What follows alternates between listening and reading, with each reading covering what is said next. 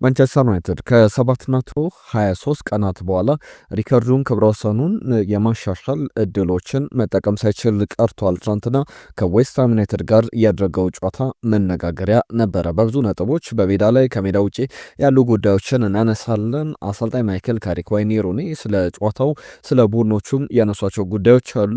ስለ ማንቸስተር ዩናይትድ የትናንትና ጨዋታ የምንነግራችሁ ዝርዝር ጉዳዮች ይኖራሉ። በትንታኔያችን እንመለከተዋለን። ቶትናም ተሸንፏል። ቸልሲም ተሸንፏል። ዛሬ ማንቸስተር ሲቲ ይጫወታል። ጤና ይስጥልን ክቡራትና ክቡራን እንደምን አላችሁ? ቤስት ስፖርቶች ነን። ስፖርታዊ ጉዳዮቻችን ተጀምሯል።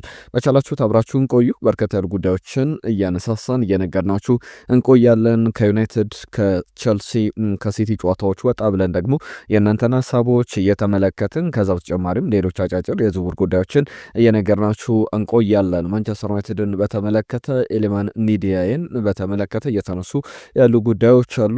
የማርከስ ራሽፈርድ ጉዳይ ላይም አዳዲስ የተሰሙ መረጃዎች አሉ። እነሱን በዝርዝር እንነግራችኋለን። ዛሬም ከሚደረጉ ጨዋታዎች ውጭ የአርሰናል ቤት የሚነሱ በዋንጫ ፉክክሩ ላይ አንዳንድ መነሳት ያለባቸው መነገር ያለባቸው ነጥቦች አሉ። ከዝውውር ጋርም በተያዘ አርሰናል የመስመር አጥቂ ቦታ ላይ አሁንም ተጫዋቾችን ፍለጋ ላይ እንዳለ ይታወቃልና ከኤሲ ሚላን አንድ ተጫዋች ጋር ስሙ እየተያዘ ይገኛል። ራፋኤል ሊያኦ አይደለም። ከዚህ ተጫዋች ጋር ምን ያገናኘዋል? በቅርቡ ሌሎች ክለቦችም ስማቸው ሲያዝ ተመልክተን ነበረ። እንዴት ያለ ተጫዋች ነው? በምን ያክል ደረጃ ፕሪሚየር ሊጉን ያውቃልም የሚለውን እየነገርናችሁ እያነሳሳን እንቆያለን። ስለ ማንቸስተር ዩናይትድ፣ ስለ ቸልሲ፣ ስለ ማንቸስተር ሲቲ፣ ስለ ሊቨርፑል የምናነሳቸው በርከት ያሉ ነጥቦች አሉ። በባርሰሎና ቤት የፕሬዝደንታዊ ምርጫውን በተመለከተም ብዙ የሚያነጋግሩ የሚያወዛግቡ ነገሮች እንዳሉ እየተመለከተን እንገኛለን። እነሱም ጉዳዮች ላይ የምናነሳቸው ነጥቦች ይኖራሉ። ይህንን ቪዲዮ ላይክ አድርጋችሁ እንድትጀምሩ ሰብስክራይብ ያደርጋችሁ ቤተሰብነታችሁን አሳዩን። በየዕለቱ አዳዲስ ጉዳዮችን ይዘን እንመጣለን። ዛሬ ስላሉ ጉዳዮች እያነሳን ነው የምንቆየው። የትናንትና የእናንተ በርከት ያሉ ሀሳቦች መጥተውልናል። በተለይ ደግሞ ከማንቸስተር ዩናይትድ ከትናንትና ጨዋታዎች ግምቶች ጋር በተያዘ ስለ ማንቸስተር ዩናይትዱ ደጋፊ ፍራንክ ያለት በተመለከተም ስለ ጸጉሩ ስለ መቆረጡ አለመቆረጡ ብዙ ትኩረትን ስቧል። እሱን እናነሳለን። ትናንትና ከነበረው ጨዋታ ልጀምርላችሁ። ማንቸስተር ዩናይትድ ያደረገው ጨዋታ በብዙ መንገድ ሲጠበቅ ነበር። 4 ተከታታይ ጨዋታዎችን በአሰልጣኝ ማይክል ካሪክ ስር ሲቲን፣ አርሰናልን፣ ፉልሃምን እንዲሁም በተከታታይ ቶትናምን ካሸነፈ በኋላ በተለይ አብዛኞቹ ጨዋታዎች ለንደን ላይ የነበሩ ናቸው። ወደ ዌስትሃም መጥቷል። ቶትናምን የገጠምበት ማንቸስተር ዩናይትድ ፉላምን የገጠምበት በማንቸስተር ከተማ የተደረጉ ጨዋታዎች ናቸው። ዳግም ወደ ለንደን ሲመጣ ደግሞ ሌላኛው የለንደን ክለብን አርሰናልን ነበር የገጠመውና በለንደን በርከት ያሉ ቀናትን አሳልፏል። ትናንትና ግን የማንቸስተር ዩናይትድ ቡድን እንዴት ያለ ቡድን ነበር? ከጨዋታው ጋር በተያያዘ ካስተላለፉ ልጀምርላችሁ። በአስተላለፍ በቅርብ ጨዋታዎች ላይ በተከታታይ እንደምንመለከተው ምናልባት ዶርጉ ቢኖር ማቲያስ ኩና ብዙ ጨዋታዎች ላይ የመሰለፍ እድል የመጀመሪያ ተመራጭ ላይሆን የሚችልበት እድሎች ነበሩ። ብራያን ምቤሞ፣ ማቲያስ ኩና፣ ብሩኖ ፈርናንዴዝ፣ አማድ ዲያሎ። ትናንትና አማድ ዲያሎ በእርግጥ በጣም ጥሩ ነበር ብሎ መናገር በጣም ከባድ ነው። እንደ ወትሮ ከሰሞኑ በነበረውበት ብቃት ላይ አልነበረም። ካዘሜሮ እና ኮቢ ሜኑ በአማካኝ ስፍራ ላይ ነበሩ። ተከላካይ ላይ ግብ ጠባቂ ላይ በተጠበቀ የማንቸስተር ዩናይትድ አሰላለፍ የገባ ቡድን ነበር የተመለከት ነው። ትናንትና የአማድን ብቃት እንዴት አያችሁት? ማንቸስተር ዩናይትድ አስቀድሞ ግብ ተቆጥሮበት ነበር። ቶማስ ሱሼክ 50ኛው ደቂቃ ላይ ከረፍት መልስ ያስቆጥራት ግብ ለማንቸስተር ዩናይትድ ደጋፊዎች ልብ የምትሰብር ነበረች። ቤንያሚን ሼሽኮ 96ኛው ደቂቃ ላይ ግብ አስቆጥሮ ጨዋታውን እንግዲህ ወደ አቻነት መልሶ በዛው ጨዋታው 1-1 በሆነ ውጤት እየተጠናቀቀ መርሃ ግብር ሆኗል። ከጨዋታው መጠናቀቅ በኋላ ብዙ ነጥቦች ብዙ ሀሳቦች ተነስተዋል። ማንቸስተር ዩናይትድ 4 አሰልጣኞች ስር በተለይ ለመጨረሻ ጊዜ 5 ተከታታይ ጨዋታ ያሸነፈበትን ወቅት መለስ ብለን ስንመለከተው በአሰልጣኝ ኦሌ ጉናር ሶልሻየር ስር ነበረ። አሰልጣኝ ማይክል ካሪክንን ለማድረግ በጣም ተቃርቦ ነበር። ከዛ በኋላ 4 አሰልጣኞች መጥቷል። ሩበን አሞሪም ማይክል ካሪክን ጨምሮ ኤሪክ ቴን ሃግን መጥቀስ ይቻላል። ራልፍ ራኒክም በዚህ መሃል የነበሩ አሰልጣኝ ናቸው። ነገር ግን 5 ተከታታይ ጨዋታዎችን አላሸነፉም። 723 ቀናት 200 ይቅርታ 2021 በኋላ የነበረ ጨዋታ ነው ማለት ነው። እንግዲህ በዚህ ሂደት ላይ ማንቸስተር ዩናይትድ እድል ነበረው አምስተኛ ተከታታይ ጨዋታውን የማሸነፍ ያንን ሳይጠቀምበት ቀርቷል። ለምሳሌ ወደ ዌስትሃም ዩናይትድ ሜዳ ሄዶ በቅርብ ጨዋታዎች ላይ በተከታታይ 3 ጨዋታዎችን በሜዳው 100% ሪከርዱ በሽንፈት የተጠናቀቀ ነበር። ማንቸስተር ዩናይትድ እንዲሁ ትናንትና የተሻለ ነበር ማለት ይቻላል። እያሸነፈበት ባይሆንም ባቻ ውጤት ያጠናቀቀበት ነበረ። ማይክል ካሪክ ከጨዋታው መጠናቀቅ በኋላ በጣም የሚያበሳጭ ጨዋታ ነበረ ብሏል። በቤስት ብቃታችን ላይ በጥሩ ብቃታችን ላይ አልነበርንም፣ የሚያናድ የሚያበሳጭ ጨዋታ እንደነበረ ተናግሯል። እነ ሪያል ቤቲስ ትናንትና አስገራሚ አስቂ ነገር አድርገዋል። ከሪያል ቤቲስ ጋር በተያዘ የስፔኑ ክለብ ዛሬ ነው ቀኑ ብሎ ፖስቶ ነበረ። ይህንን ሰው እንግዲህ ከህመሙ የምታድኑት ብሎ የማንቸስተር ዩናይትድን ደጋፊ ፍራንክ ኤለትን ጸጉሩን እንግዲህ አጎፍሮ የምናውቀውን ይህንን ደጋፊ አሳይቶ ነበር። ጸጉሩን እንዲቆረጥ የምትረዱት ዛሬ ነው ብሎ ሪያል ቤቲስ እንኳን ፖስቶ ነበር በማህበራዊ ትስስር ገጹ ላይ። ነገር ግን እንደዛ እንደተጠበቀው አልሆነም። ጨዋታው ግን በዛ መንገድ ይጠናቀቅ እንጂ ቤንያሚን ሼሽኮ አሁን የመጀመሪያ አሰላለፍ ላይ መግባት አለበት የሚሉ አስተያየቶች መሰጠት ጀምሯል። ባለፉት 6 ጨዋታዎች 5 ግቦችን አስቆጥሯል። እናንተስ ምን ትላላችሁ? ተቀያሪ ወንበር ላይ መጀመር ነው ያለበት ወይስ ደግሞ በጣም ክሊኒካል እንደሆነ ባለፈው የፉላም ጨዋታ ላይ አሁንም የትናንትናው የዌስትሃም ዩናይትድ ጨዋታ ላይ ያስቆጥራቸው ግቦች ምንም በትክክል የሚናገሩት ነገር አለ። 94ኛው ደቂቃ ላይ ከፉላም ጋር የማሸነፊያ ግብ፣ ትናንትናው ደግሞ 96ኛው ደቂቃ ላይ በጣም ከጠባብ አንግል ከማይመች ሁኔታ ላይ 96ኛው ደቂቃ ላይ ማንቸስተር ዩናይትድን ወደ አቻነት የምታመጣ ግብ አስቆጥሯል። ማይክል ካሪክ ትናንትና ለሌኒ ዮሮ ክሬዲት መስጠት አለብን ብሏል። ሌኒ ዮሮ ትናንትና በጣም የሚገራርሙ 2 ኳሶች በተለይ ደግሞ ከዚህ ከዊልሰን ጋር የነበረ 1-1 አጋጣሚ በቀጥታ ወደ ግብ የምትቆጠር ኳስ ነበረችና ሌኒየሮ 1-2 ኳሶችን ግልጽ የሆነ ሂውጅ ሞመንቶች ላይ ኳሶችን አድኖ ተመልክተናል። ተቀይሮ ከገባ በኋላ ብዙ ኩዌሽን የሚደረግ ብቃቱ ወርዷል። በማንቸስተር ዩናይትድ በተለይ ባለፈው ዓመት ከነበረው ብቃት አንጻር አይነክ አይነት ተጫዋች ነው የሚባልለት ነበረ። ነገር ግን አሁን ዳግም ወደ ብቃቱ እንዲመለስ እንደዚህ አይነት ጨዋታዎች ያስፈልጉት ነበረ። ትናንትና ጥሩ ብቃት አሳይቷል። ተቀይሮ ከገባ በኋላ ሃሪ ማጓየርን ቀይሮ የማንቸስተር ዩናይትድ የቀድሞ ተጫዋች ኒኪበት አንድ አስተያየት ሰጥቷል። ከ6 ሳምንታት በፊት ይህንን ማንቸስተር ዩናይትድ ብንመለከተው ከዌስትሃም ጋር 2-0 ወይም 3-0 የሚሸነፍበት ጨዋታ ነበረ። አሁን ብዙ መሻሻሎች እንዳሉ ትክክለኛ ምልክቶች አሉ ብለዋል። የኮቢ ሜኖ ብቃትን በተመለከተ ከቅርብ ጊዜያት ወዲህ ብዙ መሻሻሎችን ተመልክተናል። በዚህ ጉዳይ ላይ የተሰጠ አስተያየት አለ።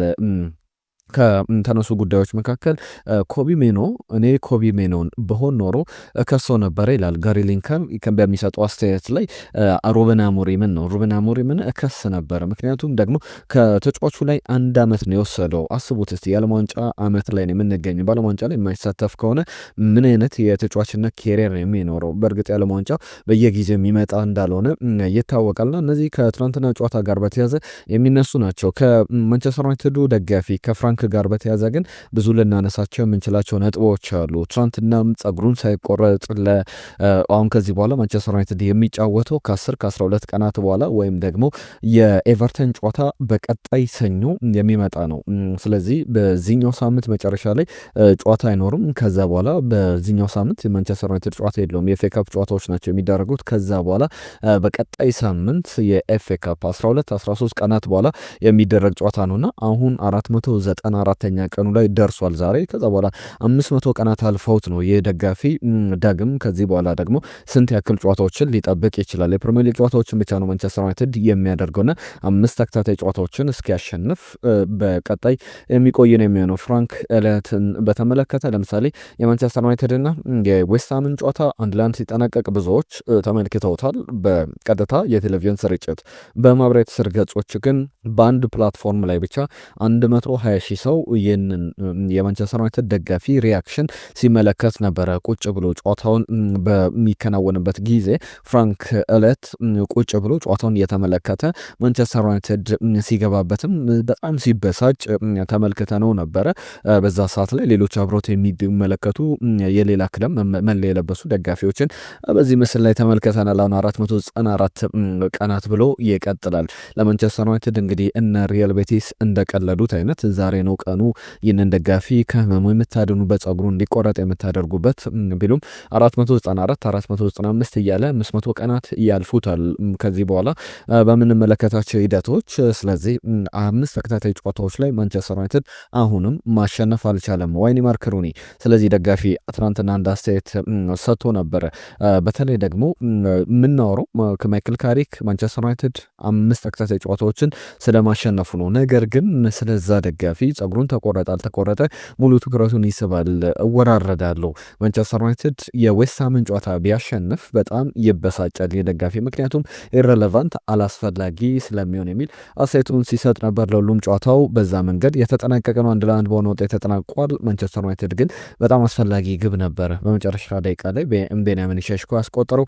የቼልሲና የሊድስ ዩናይትድን ጨዋታ እንመልከት። ቼልሲ በጃው ፔድሮ ከኮል ፓልመር የተሻገርለትን ኳስ አስቆጥሮ በቺፕ በጣም ቆንጆ ግብ አስቆጥሮ 24ኛው ደቂቃ ላይ መሪ ነበረ። 58ኛው ደቂቃ ላይ በፍጹም ቅጣት ምት ራሱ ኮል ፓልመር ግብ አስቆጠረ እና ቼልሲ 2-0 እየመራ ነበረ። ከዛ በኋላ ግን 67ኛው ደቂቃ ላይ ፍጹም ቅጣት የምታገኙ ሜቻ ግብ አስቆጥረ። ከዛ በኋላ ኦካፎር 73ኛው ደቂቃ ላይ ሜቻንን ኦካፎር ያስቆጥሯቸው ግቦች ጨዋታው በሊድስ ዩናይትድ እና በቼልሲ መካከል 2-2 በሆነ ውጤት እንዲጠናቀቅ ሆኗል። ቼልሲ በአንድ የውድድር ዘመን ሊድስን ሳያሸንፍ ውድድር ዓመቱ የሚጠናቀቅበት ከ5 ዓመታት በኋላ ለመጀመሪያ ጊዜ ነው። ሊድስ ዩናይትድም በተከታታይ ከቼልሲ ጋር ባለው ውጤት ያንን ቁጥር አስመዝግቦ መውጣት ችሏል። አሰልጣኝ ሊያም ሮዜነር ከጨዋታው መጠናቀቅ በኋላ የሰጡት አስተያየት አለ። በተለይ ደግሞ ቼልሲ በሚድዊክ ላይ ዘንድሮ 4ኛ ጨዋታውን አድርጓል። ሁለቱን አቻ፣ ሁለቱን ተሸንፏል። አንድም ጨዋታ ማሸነፍ አልቻለም። ትናንትናም ስናነሳላችሁ ነበር ይህንን መጥፎ ክብረ ወሰን ነው ብለን ስንነግራችሁ ነበረ። ሊያም ሮዜነር ከጨዋታው መጠናቀቅ በኋላ በጣም የሚያበሳጭ አይነት ጨዋታ ነው ብለዋል። እኛ ጨዋታውን 2 ግቦችን አስቆጥረን ማኔጅ አድርገን ነበረ። ነገር ግን በ5 ደቂቃዎች 2 ግቦችን አስቆጠሩ። በሙሉ ደቂቃው ላይ እኛ የበላይ ነበርን። ነገር ግን በ5 ደቂቃ በተቆጠረብን ግብ በ5 ደቂቃዎች ውስጥ አቻ ወጥተን ጨዋታው ተጠናቋል ብሏል። ቼልሲ ቢያሸንፍ ኖሮ ማንቸስተር ዩናይትድ ከቶፕ 4 ላይ ቼልሲ እንግዲህ በተለይ ማንቸስተር ዩናይትድ እየተሸነፈ በነበረበትና የቼልሲ ጨዋታ አቻ በተጠናቀቀበት ሰዓት ላይ የፕሪሚየር ሊጉን ቴብል ከተመለከታችሁት ማንቸስተር ዩናይትድ እና ቼልሲ 44 ነጥቦችን ይዘው ማንቸስተር ዩናይትድ ወደ 5ኛ ዝቅ የሚልበት ነበረ። ነገር ግን ማንቸስተር ዩናይትድ ቤንያሚን ሼሽኮ ያስቆጥራት ግብ ማንቸስተር ዩናይትድን ወደ 4ኛ ቼልሲን ወደ 5ኛ ዝቅ የምታደርግ ሆናለች። አሁን ማንቸስተር ዩናይትድ 45 ነጥቦች ያሉት ዛሬ አስቶን ቪላ ይጫወታል። ቼልሲ ደግሞ 44 ነጥቦችን ይዞ በደረጃ ሰንጠረዡ 5ኛ ደረጃ ላይ ይገኛል። ሊቨርፑል ዛሬ የሚያሸንፍ ከሆነ የነጥብ ልዩነቱን ከማንቸስተር ዩናይትድ ጋር ወደ 3 ከቼልሲ ጋር ደግሞ ወደ 2 ማጥበብ የሚችልበት እድል አለ። ስለዚህ 42ኛ ነጥቡ ላይ መቀመጥ ይችላል ሊቨርፑል ዛሬ የሚያሸንፍ ከሆነ። ለሁሉም የትናንትና ጨዋታዎች እነዚህን ይመስላሉ። ኒውካስል ዩናይትድ ቶትናም ሆትስፐርን በሜዳው በተለይ ኒውካስል ከሜዳው ውጭ ብዙ ጨዋታ የሚያሸንፍ ቡድን አይደለም። ነገር ግን ከሱ የከፋው ደግሞ ቶትናም ሆትስፐር ነው። ቶትናም ሆትስፐር በሜዳው ብዙ ጨዋታዎችን የሚሸነፍ ቡድን ነውና ዘንድሮ በተለይ አልሆነለትም ብሎ መናገር ይቻላል። በእርግጥ የቶትናም ሆትስፐር ስቴዲየም ከተመረቀ ጀምሮ የኤምሬት ስቴዲየምም ከተመረቀ ጀምሮ ሁለቱን ስቴዲየሞች ላነጻጽርላችሁ። የአርሰናል ኤምሬት ስቴዲየም 2006 ላይ ነው የተመረቀው። የቶትናም ሆትስፐር ስቴዲየም ደግሞ 2019 ላይ በእነዚህ ዓመታት የአርሰናል ዘንድሮ ኦገስት ላይ 20ኛ ዓመቱን ይይዛል። የቶትናም ሆትስፐር ስቴዲየም ደግሞ ገና በጥቂት ዓመታት ላይ እንግዲህ 7 ዓመታት እየሞላው ያለ ስቴዲየም እንደሆነ ይታወቃልና በዚህ ስቴዲየም በ7 ዓመታት 45 ጨዋታዎችን በሜዳው ቶትናም ተሸንፏል። አርሰናል ግን በ19 ዓመት ከሞላ ጎደል 20 ዓመት በሞላው ጊዜ 49 ጨዋታዎችን ብቻ ነው በሜዳው በኤምሬትስ ስቴዲየም የተሸነፈውና በጣም የከፋ ጊዜ ላይ እንዳለ አሰልጣኝ ቶማስ ፍራንክም ጫና ውስጥ እንዳሉ ተመልክተናል። ትናንትና ከነበሩ ጨዋታዎች ጋር በተያዘ የእናንተ ሀሳቦች መተውልናል። እንግዲህ በላይ ባየሳ ገና 1 ዓመት ይጠብቃል ብሎናል። የማንቸስተር ዩናይትድ ጎፈሬው ደጋፊ ፍራንክ ያላትን በተመለከተ ያነሳው ጉዳይ ነው። የአሸናፊን አስተያየት ላንሳላችሁ። ከደቡብ አፍሪካ የጸጉራሙ ሰው ጸጉሩን ተስተካክሎ ቢገላገል ምኞቴ ነው፣ ነገር ግን የሚሆን አይመስለኝም። ወራጅ ቀጠና የሚገኙ ቡድኖች ከባድ ናቸው ሲለን ነበረ። ትናንትና ግምቴ ተሳክቶ ማንቸስተር ዩናይትድ ዌስትሃምን 3-2 ቢያሸንፍ ደስ ይለኛል ብሎ ነበረ፣ ነገር ግን አልሆነም። የኒውካስል ዩናይትድን ጨዋታ ግን በትክክል ገምቷል። ኒውካስል ዩናይትድ ቶትናምን ማሸነፍ ችሏል። ትናንትና በነበረ ጨዋታ ላይ ኒውካስል ከሜዳ ውጭ 2-1 ያሸንፋል ብሎ ነበረ። አሸናፊ ከደቡብ አፍሪካ ከልብ እናመሰግናለን። ልጃኔ ከደቡብ አፍሪካ በተመሳሳይ 2-1 ማንቸስተር ዩናይትድ ያሸንፋል ብሎ ነበር። 1-1 ነው የተጠናቀቀው። ኤፍሬም ጅማ ከጻፈልን መልእክቶች መካከል ማንቸስተር ዩናይትድ 2-0 ያሸንፋል ብሎ ነበር። በትክክል አልመጣም፣ በትክክል አልተገመተም። ከሳውና በራ ከዱራሜ ማንቸስተር ዩናይትድ 4-0 ያሸንፋል ብሎን ነበረ። ሽመልስ ለገሰ ከልብ እናመሰግናለን ስለ ጻፍክልን መልእክት። በመጀመሪያ ቼልሲ ያሸንፋል ግምቴ የቀረ የጨዋታውን ስኮር ላይን በተመለከተ ነው። ማንቸስተር ደግሞ ይሸነፋል ያልኩት በዚህ በቤስት ስፖርት ላይ አርሰናል ይሸነፋል ላለው የማንቸስተር ዩናይትድ ደጋፊ መልስ ነው። ማንቸስተር ዩናይትድ ይሸነፋል ብሎ ነበር። ትናንትና ግን ከመሸነፍ ተርፏል። 96ኛው ደቂቃ ላይ ሙልጌታ ብሪያን መቤሙ ተጎዳ የሚሉ ሀሳቦችን ትናንትና ስናነሳ ነበር። በተለይ የባለፈው የኦልትራፎርድ ጨዋታ ላይ ከስቴዲየም ሲወጣ እያነከሰ እግሩ ላይ ምቾት አልነበረውም እና በዚህ ጨዋታ ላይ የድረስ አይድረስ መጠነኛ ጥንቃቄ ሊደረግለት ይችላል ሲባል ነበር። ትናንትና ግን በሙሉ አቅሙ ተጫውቷል። ከኡጋርቴና ከሆነ ነው ውጪ የማንቸስተር ዩናይትድ ተጫዋቾች እንግዲህ የምጠላቸው ተጫዋቾች የሉም። ሙልጌታ ከደቡብ አፍሪካ የላከልን መልእክት ነው። ነጅብ ሰንጋሮ እንኳን ደህና መጣችሁ ብሎናል። ከልብ እናመሰግናለን። ከናይሮቢ የቼልሲ ደጋፊ ነኝ፣ አሁንም ቢሆን ድል ለቼልሲ ብሎናል። 2-1 ሌድሰን ያሸንፋል ብሎ ነበር። ጨዋታው 2-2 ተጠናቋል። አህመድ ከጅቡቲ ለእናንተ የምንሰጠውን አስተያየት እንግዲህ በተለይ ውጭ ሀገር የምንኖር ተከታታዮች እንድታቀርቡልን እንፈልጋለን ብሏል። አህመድ በተቻልነው አቅም ሁሉ ጊዜ እያቀረብን እንገኛለን። እናንተም ሀሳብ አስተያየቶቻችሁን እንድትጽፉልን ሁሌ እንጠይቃለን እና አህመድ ዛሬም እስቲ የሲቲን ጨዋታ ግምትህን ላክልን። በስፋት ነገም የምናነሰው ጨዋታ ነው። ከዛ ውጪ የማርከስ ራሽፎርድ እዚህ ክለብ ውስጥ ምን ይሰራል? እሱ እኮ ራሱን የሚያየው እንደ አይነኬ ሌጀንደሪ ተጫዋች ነው እኮ።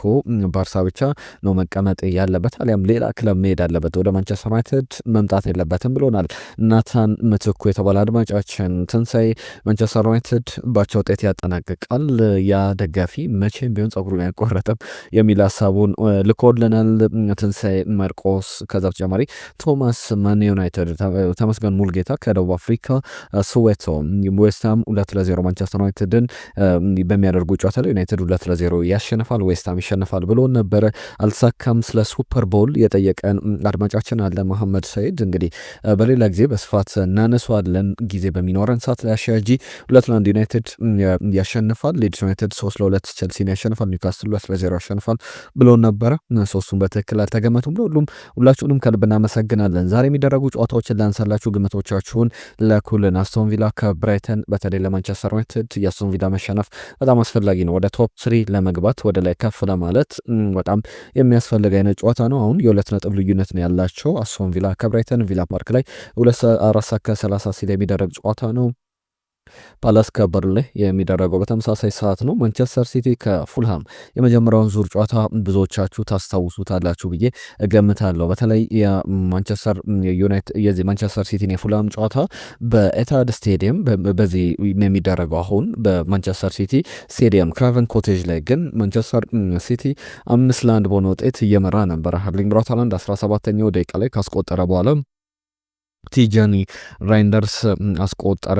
እንዲሁም ደግሞ ፊል ፎደን 2 ግቦችን 48ና 44ኛው ደቂቃ ላይ አስቆጥሮ በርግ በራሱ ግብ ላይ 54ኛው ደቂቃ ላይ ግብ አስቆጠረና የጨዋታው 5-1 4-1 ሆኖ ነበር። ከዛ በኋላ አሌክስ ዌቢ 57ኛው ደቂቃ ላይ፣ ሳሙኤል ቹኩዌዜ 72ና 78ኛው ደቂቃ ላይ ያስቆጥራቸው ግቦች በመጨረሻም ፉላም በጣም ማንቸስተር ሲቲን እያስጨነቀ ነበርና በዚህ ጨዋታ ዙሪያ ብዙ ነገሮችን ብለናል። በወቅቱ ማንቸስተር ሲቲ በጫና ያሸነፈው ጨዋታ እንደነበረ እናስታውሳለን። በተለይ በሰፊ የግብ ልዩነት ከመራ በኋላ በዚያን ያክል ደረጃ ይደረስበታል ተብሎ አልተጠበቀም ነበር። በዚህ ጨዋታ ላይ ስለ ስንት ይጠናቀቃል? የአሰልጣኝ ፔፕ ጋርዲዮላ ቡድን በዋንጫ ፉክክሩ ላይ ማሸነፍ የሚችል ከሆነ የ3 ነጥብ ልዩነት ነጥብ የሚጥል ከሆነ እርሷን ደግሞ የሚያሸነፍ ከሆነ ከ6 ነጥብም ልዩነት ነጥቡን ከፍ ሊያደርግ የሚችልበት እድል አለና እንዴት ተመለከቱታላችሁ? ይህን ጨዋታ ስለ ስንት ይጠናቀቃል? ፎረስት ኮልቭስ እንዲሁም ደግሞ የሊቨርፑልና የሰንደርላንድ ጨዋታ በስታዲየም ኦፍ ላይት ይደረጋል። ሊቨርፑል አርነ ስሎት አንድ አስተያየት ሲሰጡ ነበረ። ዘንድሮ በዚህ በአውሮፓ ቻምፒየንስ ሊግ ላይ የማንሳተፍ ከሆነ ያንን የቻምፒየንስ ሊግ ቦታን ይዘን የማናጠናቀቅ ከሆነ ተቀባይነት የሌለ የውድድር ዘመን የሚሆነው የሚል አስተያየታቸውን ሰጥተዋል። አሁን አርሰናል በ56 ነጥቦች ይመራል። ሲቲ 50፣ አስቶን ቪላ 47፣ ማንቸስተር ዩናይትድ 45፣ ቸልሲ 44፣ ሊቨርፑል 39 ነጥቦችን ይዘው ተቀምጠዋል። በቀጣይ የሚደረጉ ጨዋታዎች በጣም አስፈላጊ መርሃ ግብሮች ናቸው። ዛሬ በኮፓ ዴላሬ አትሌቲክ ብልባው ከሪየል ሶሴዳድ ይጫወታሉ። በኮፓ ኢጣሊያ ቦሎኛ ከላዚዮ እንዲሁም ደግሞ በጀርመን ካፕ ዲኤፍቢ ፖካል ላይ የሚደረግ ጨዋታ ነው። በኳርተር ፋይናል ባየር ሙኒክ ከአርቢ ላይፕዚግ የሚያደርጉት ጨዋታ ዛሬ ተጠባቂ መርሃ ግብሮች ናቸው። ሌሎች አጫጭር ጉዳዮችን ላንሳላችሁ። ከዝውውር ጋር በተያዘ ማንቸስተር ዩናይትድ እና አርሰናልን የተመለከቱ ጉዳዮች በስፋት እየተነሱ ይገኛሉ። ከማንቸስተር ዩናይትድ ጋር በተያዘ አንድ ሁለት ጉዳዮች አሉ። በቡንደስሊጋ በጣም ጥሩ ጊዜን እያሳለፈ የሚገኝ ነገም ዝርዝር የዚህን ተጫዋች ስካውቲንግ ሪፖርቶች እናነሳላቸዋለን። የቦርሺያ ሞንቼግላድባ ተጫዋች ነው። 23 ዓመቱ ላይ ይገኛል። አማካኝ ስፍራ ላይ በተለይ ማንቸስተር ዩናይትድ እያሰሳቸው ካሉ በአማራጭነት እየተመለከታቸው ካሉ ተጫዋቾች መካከል በእድሜም ጥሩ እድሜ ላይ ያለ በዋጋም ጥሩ 35 ሚሊዮን ፓውንድ አካባቢ የሚገመት ተጫዋች ነው። ሮኮ ሬትዝ ይባላል። ይህንን ተጫዋች ማንቸስተር ዩናይትድ ለማስፈረም በደንብ ስካውቶችን ወደ ቡንደስሊጋው የላከ የቦርሺያ ሞንቼግላድባ ጨዋታዎችን በደንብ እየተመለከተ ይገኛል። ሬትዝ እንግዲህ 35 ሚሊዮን ፓውንድ የሚገመት ማንቸስተር ዩናይትድ እንግዲህ በሴንተር ኦፍ ዘ ፒች ላይ በአማካኝ ስፍራ ላይ ሚድፊልዱን ለማጠናከር ከሚወስዳቸው ዝውውሮች መካከል አንዱ ነው። የማርከስ ራሽፎርድ ወደ ማንቸስተር ዩናይትድ የማይመጣ ከሆነ ባርሰሎና በቋሚነት የሚያስፈርመው ወይም ደግሞ ፓሪስ ሰን ጀርመን የሚወስደው ከሆነ የሱ ትክክለኛ ተተኪ ተብሎ ማንቸስተር ዩናይትድ ከኤቨርተን ኤለማን ኒዲያይን ደግሞ ለማስፈረም ፍላጎት አለው የሚሉ ዘገባዎች ወጥተዋል። ነገር ግን የማርከስ ራሽፎርድ ጉዳይ መለየት አለበት። በተለይ ከክለቡ ፋይናንሻል አቅም ጋር በተያያዘ ራሽፎርድ ወደ ማንቸስተር ዩናይትድ ከተመለሰ የሚከፈለው ደሞዝ ከዚህ በፊት በተደጋጋሚ አንስልቼላቸዋለሁ። ወደ 17 ሚሊዮን ፓውንድ ዓመታዊ ደሞዝ ከነ ጥቅማ ጥቅሞቹ ያገኛል። በጣም ትልቅ የሚባል ደሞዝ ነው እና ያንን በተመለከተ ደግሞ ዩናይትድ ተጫዋቹን በደንብ ከዚህ ስብስብ የሚወጣለት ከሆነ ራሽፎርድ በዛው የሚቆይ ከሆነ ቅድምም አንድ አድማጫችን ሲያነሳው ነበረ ማርከስ ራሽፎርድ ወደ ማንቸስተር ዩናይትድ በተአምር መመለስ የለበትም በዛው በባርሰሎና መቆየት ናታን ምትኩ በባርሰሎና መቆየት ወይም ደግሞ መሸጥ ነው ያለበት ሲለን ነበረና ኤልማን ኒዲያይ ለሱ ተተኪ ይሆናል ተብሎ እየተነገረ ይገኛል። ከዛ ውጭ ግን ሌላኛው ሊነሳ የሚችለው ጉዳይ ከማንቸስተር ዩናይትድ ጋር በተያዘ ዴሊ ሜል ሃሪ ማጓየር ውሉ ሊያራዝም በጣም ተቃርቧል የሚሉ ዘገባዎችንም ይዞ ወጥቷል። በማንቸስተር ዩናይትድ ቢያንስ የአጭር ጊዜ ውል ይሰጧል ተብሎ ይጠበቃል የሚል ሜል ስፖርት ላይ የተመለከትኩት ዘገባ አለ። እንዴት ታዩታላችሁ? ሃሪ ማጓየር በማንቸስተር ዩናይትድ መፈረም አለበት ወይስ የለበትም? ሮቤርቶ ዲዘርቢ ጉዳይ በተለይ አሰልጣኝ ማይክል ካሪክ የማይቀጥል ከሆነ በእጩነት ከተያዙ በማንቸስተር ዩናይትድ ቤት ስማቸው ከሚጠቀሱ አሰልጣኞች መካከል አንዱ ነው። ቶትናም ሆትስፐር፣ ማንቸስተር ዩናይትድ፣ ማንቸስተር ሲቲ የአሰልጣኙ ፈላጊ እንደሆኑ ይታወቃል። ሮቤርቶ ዲዘርቢ በብራይተን ያሳዩት ብቃት ይታወቃል። በማርሴይ በኩል በፒኤስጂ 5-0 ከተሸነፉ በኋላ በተለይ ከቻምፒየንስ ሊግ ውድድር በጊዜ የሊግ ፌዝ ላይ ከተሰናበቱ በኋላ ክለቡን ይለቃሉ ሲባል ነበረ። ዲዘርቢን በተመለከተ ከማርሴይ ጋር መለየታቸው ይፋ ሆኗል። ስለዚህ ማንቸስተር ዩናይትድ አንድ ጥሩ አሰልጣኝ ገበያው ላይ አለው ማለት ነው። እነ ቶማስ ቱዌል ሌሎችም አሰልጣኞች በቀጣይ ይጠበቃሉ። ነገር ግን ምናልባት የዚህ የሮቤርቶ ዲዘርቢ ጉዳይ ካለ በጣም ለማንቸስተር ዩናይትድ ሌላ አማራጭ ነው። ምናልባት የማይክል ካሪክ ቆይታው ባጭር የሚጠናቀቅ ከሆነ የሚጠበቅ ነው። ፖል ሜርሰን ስለ አርሰናል ጉዳይ ስለ አርሰናል የዋንጫ ፉክክር ያነሳቸው ጉዳዮች ላንሳና የአርሰናልን የዝውውር ጉዳዮች አነሳለሁ። ከአርሰናል ጋር በተያዘ ኦል ኦፍ ዘ ሰደን አሁን ፕሬዠሩ አርሰናል ላይ ነው። አሁን በቃ ከመሬት ተነስቶ ጫናው ወደ አርሰናል እየመጣ ጊዜ ላይ እንገኛለን የሚል አስተያየቱን ሰጥቷል። በተለይ ደግሞ ትሪኪ ፊክስቸሮች ነው ያሉት አርሰናል በተለይ የብሬንትፎርድ ጨዋታ እንደዚህ አይነት መራግብ ነው ይላል። በጣም እርስ በርሳቸው የሚጣረሱ ሀሳቦችን ነው ያነሳው። ጫና አለበት ይላል የአርሰናልን የዋንጫ ፉክክርን በተመለከተ። ከዛ በተጨማሪ ደግሞ ብሬንትፎርድ እና ሲቲን በተመለከተ የፉላምንም ጨዋታ ያነሳል። ለምሳሌ ፉላም ሲቲ ላይ ግብ እንደሚያስቆጥር ልበ ሙሉ ሆኜ መናገር ይችላለሁ። ብሬንትፎርድ ግን አርሰናል ላይ ግብ ያስቆጥራል ብዬ መናገር በጣም ይከብደኛል። የልዩነታቸው በአርሰናልና በሲቲ መካከል ያ ነው። ብሬንትፎርድ ያስቆጥራል ብዬ አላስብም የሚል ግምቱን ግን አሁንም ለአርሰናል በጣም ጫና ያለበት ጨዋታ ነው የሚል ነገሩን አንስቷል። ትናንትና አንስተነዋል። ነገ የሚደረግ ጨዋታ ነው ከብሬንትፎርድ ጋር በተያዘ ብሬንትፎርድ ከአርሰናል ነገ ምሽት የሚደረግ መርሃ ግብር ነው። ዛሬ ደግሞ የሲቲ ጨዋታ ይደረጋል። ሲቲ ይሸነፋል ወይስ ደግሞ ያሸንፋል? እስቲ ግምቶቻችሁን እየላካችሁልን። ከዛ ውጪ ከአርሰናል ጋር በተያያዘ የጋብሪኤል ጀሱስ ጉዳይ ወደ ኤሲ ሚላን ሊሄድ ይችላል የሚሉ ዘገባዎች አሉ። በዛው አማራጭነት ደግሞ አርሰናል ከክርስቲያን ፑሊሲች ጋር ስሙ በተደጋጋሚ እየተያዘ ይገኛል። ነቱቶ መርካቶ በኦንላይን ላይ ይዞት የወጣው ዘገባ ለቱቶ መርካቶ እንግዲህ የክርስቲያን ፑሊሲች ጉዳይ ከኤሲ ሚላን ውል ይቀርብልሃል ተብሎ ባለፈው ዓመት ተነጋግሮ ነበረ አዲስ ውል እንደሚቀርብለት። ነገር ግን እስካሁን ምንም አይነት የአዲስ ውል ስምምነት እንዲሁም ጥያቄዎችም ክለቡ አላቀረበለትም እና በ55 ሚሊዮን ዩሮ አካባቢ ይህንን ተጫዋች ሊያገኘው ይችላል የሚሉ ዘገባዎች አሉ። ክርስቲያን ፑሊሲችን ወደ አርሰናል መጥቶ እንመለከተዋለን ወይ በዊንገር በቀኝም በግራም ቦታዎች ላይ በተለይ በፕሪሚየር ሊጉ በቸልሲ ሲጫወት ተመልክተነዋል። ሚኬል አርቴታ ምን ያክል ይህንን ተጫዋች ከቸልሲ በነበረበት ደረጃ ላይ ያገኘዋል፣ ከዛ የተሻለ ተጫዋች ይሆናል ወይ የሚለው የሚጠበቅ ጉዳይ ነው። ከቦሩሲያ ዶርትመንድ ወደ ቸልሲ ሲመጣ ብዙ ተጠብቆ እንደነበረ ይታወቃል። ለሁሉም እነዚህ በዝርዝር የሚነሱ ጉዳዮች ናቸው። ጋብሪኤል ጀሱስ ደግሞ የሳንቲያጎ ሂሚኔዝ ተተኪ በክረምቱ ይለቃል ተብሎ ሜክሲካዊ ኢንተርናሽናል አጥቂ ሳንቲያጎ ሂሚኔዝ በክለቡ ይቆያል ተብሎ አይጠበቅምና ጋብሪኤል ጀሱስ ደግሞ አንደኛው መራጫቸው ተደርጎ እየታየ ይገኛል። ኤታን ንዋኔሪ ከአርሰናል ጋር በተያዘ ጉዳት አጋጥሞታል። በተለይ ደግሞ ዲዘርቢን ብሎ ሄዶ ዲዘርቢ መልቀቃቸው ለተጫዋቹ የውሰት ውል በጣም አጣብቂኝ ውስጥ የከተተው ነገር ሆኖ ተመልክተናል። ለሁሉም እነዚህ ከአርሰናል ጋር በተያዘ የሚነሱ ዝርዝር ጉዳዮች ናቸው። ክቡራትና ክቡራን ስፖርታዊ ጉዳዮቻችን እነዚህን ይመስሉ ነበር። አብራችሁን ስለነበራችሁ ከልብ እናመሰግናለን። በርከት ያሉ ጉዳዮችን አነሳን። በዝውውር ጉዳዮች ማንቸስተር ዩናይትድን፣ ቶትናምን፣ አርሰናልን፣ ሲቲን፣ ቸልሲን፣ ሊቨርፑልን የተመለከቱ ጉዳዮችን ቻናላችንን ሰብስክራይብ አድርጉ፣ ቤተሰብነታችሁን አሳዩን። በየዕለቱ አዳዲስ ጉዳዮችን ይዘን እንመጣለን። የዛሬውን ግን እዚህ ላይ ገታ እናደርጋለን። ስለነበራችሁ ጊዜ አብራችሁን ስለቆያችሁ ከልብ እናመሰግናለን። ጤና ይስጥልኝ።